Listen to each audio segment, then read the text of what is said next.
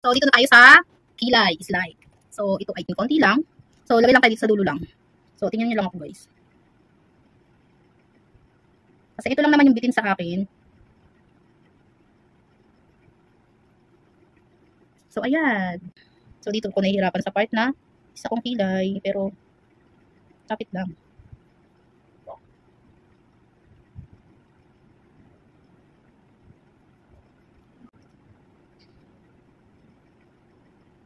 So, hindi na talaga ako guys nagkikilay. Parang light na lang kasi nilalagay ko sa mukha ko.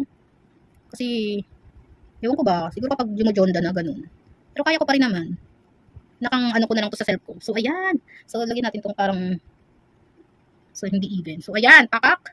Oh, kilay is light. So, dito naman tayo sa isa. Kung isa nga lumalaban, ito din. Kailangan lumalaban din to.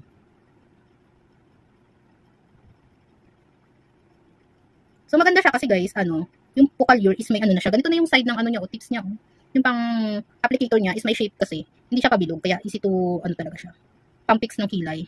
And guys, this is waterproof na Pukalure. Excited tuloy ako. Parang, ngayon ko ulit nakikita yung self ko before. Oo.